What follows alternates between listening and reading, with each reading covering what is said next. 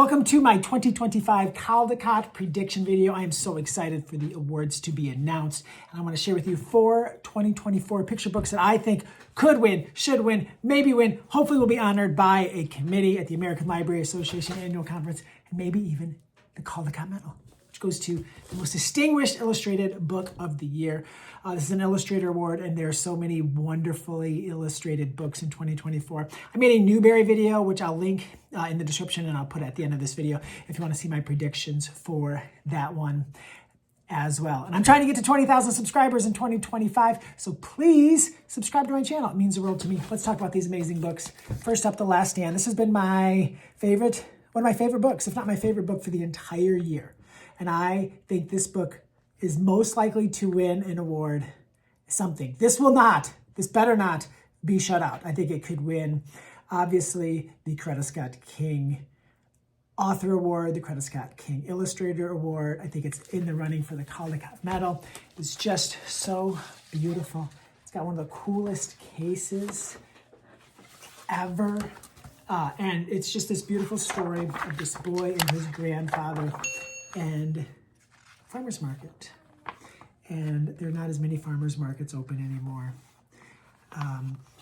And it's very sad.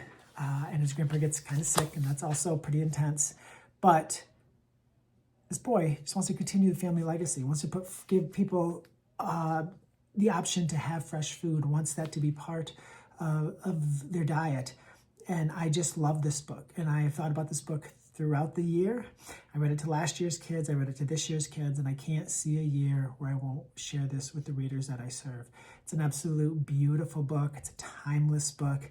It's a magical book. It has all the feels that we so often associate with great Caldecott Medal winning books. So The Last Stand absolutely has a shot to be honored, and I can't wait to see what this book has in store for it going forward. It's beautiful. Next up, Touch the Sky. I came to this one late, and oh my gosh, am I forever glad that I did. It's this beautiful story of this young boy who wants to swing. He does all these things on the swings, but he can't pump. He can't do that. He can't, and he's very sad. Everyone else can do it. Then he meets this girl, and she helps him to learn to pump, and he doesn't give up. And it's just so beautiful, and the art just feels like the perfect medium, and these perfectly illustrated works of art come together to just let us go on this journey with this boy trying to do something that he really wants. And I loved it. And my 5th graders loved it. And it's a book that just seems really special and really unique. And I'm so glad that I found it. And I'm so glad that I get to share it with kids. And I'm so glad that it exists in the world. One of my 5th graders was actually bothered by the fact that Vern here, the boy here, had long hair. And I kind of like that. I kind of like that it was forcing them to kind of wrestle with the stereotypes they have for what type of hair people should have.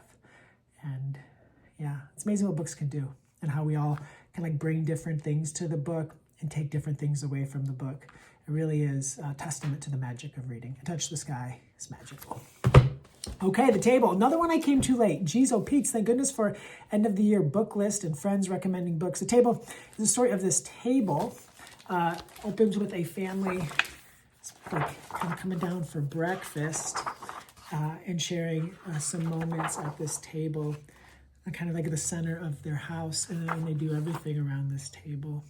And then eventually they have to leave because they lose their jobs in the mines. And what they do is they have to pack up all their things, but there's no room for the table.